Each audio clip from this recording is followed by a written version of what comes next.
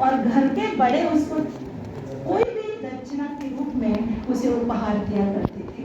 लेकिन आज धीमे धीमे जब स्वार्थ सबके बीच में आया तो वो सिकुड़ता चला गया। वो प्यार केवल भाई और बहन के बीच में रह गया और उसमें भी स्वार्थ भावना आ गई। बहन भाई से पहले से ही रिक्वेस्ट कर लेती है, भैया इस रक्षाबंधन पर मुझे इस बार ये गिफ्ट देना, मुझे ये चीज चाहिए।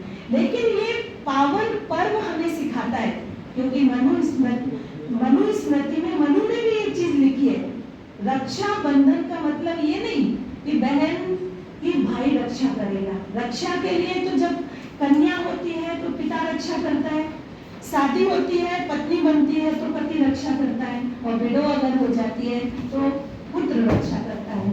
और रक्षा के लिए तो आप सब हमारे बंधु और बहने सब बैठे हुए हैं रक्षा के लिए तो दुनिया में। लेकिन आप देखते हैं कि भाई छोटा है बहन बड़ी है तो वो कैसे रक्षा करेगा। लेकिन ये पावन रक्षाबंधन का पावन पर्व हमें सिखाता है कि अपने धर्म की रक्षा करिए, अपने देश की रक्षा करिए, अपने शील माना चरित्र की रक्षा करिए। इन सब चीजों से रक्षा हो जाएगी तो आपका जीवन सुरक्षित हो जाएगा।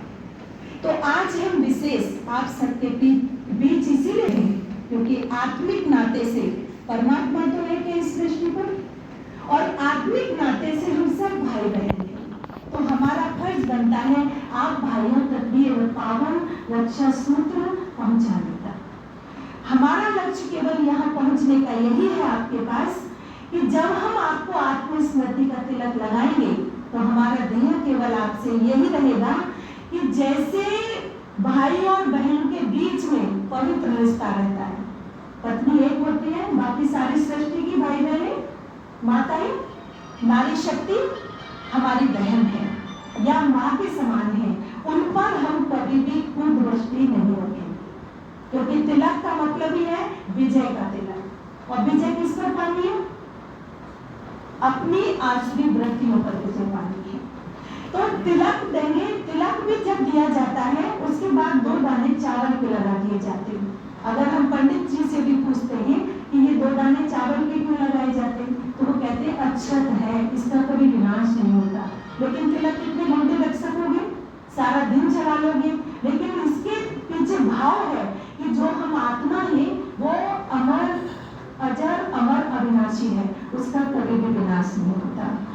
दूसरा, जब मुख मीठा आपका हम कराएंगे तो आपसे हम यही उम्मीद रखेंगे कि इस मुख से कभी भी हम कड़वे वचन ना बोलेंगे, क्योंकि हम किसी को कुछ और तो नहीं दे सकते। अच्छे विचार रख सकते हैं सबके प्रति, अच्छी दृष्टि रख सकते हैं सबके प्रति, और मीठी वाणी का हम प्रयोग कर सकते हैं। तो इतना तो हम सहज कर सकते हैं ना। वैसे भी आप देखिए बहन क्या भाइयों को मिठाई वैसे नहीं खिलाती? रक्षाबंधन के दिन का ही महत्व क्यों है मिठाई खिलाने का?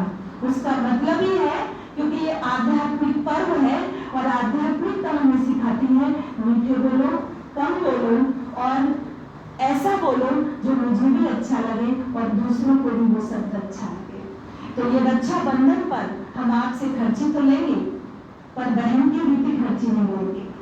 हम तो आपकी अलौकिक बहनें हैं, ब्रह्मा कुमारी ईश्वरीय विश्वविद्यालय से आई हैं, तो हम आपसे खर्ची में मांगेंगे आपके जीवन की कोई न कोई बुराई, जैसे काम, क्रोध, लोभ, मोह, अहंकार, आलस्य, भय, चिंता, परचिंतन, ईर्ष्या, द्वेष, या अश्लील साहित्य का पढ़ना, या मीठ मदिरा खाना, या कोई अदब सेवन करना, इनमें से कोई भी एक चीज आज हम बहनों को दान करके जाएंगे, और वो जो आप दक्षिणा देंगे वो हम शिव बाबा को अर्पित कर देंगे।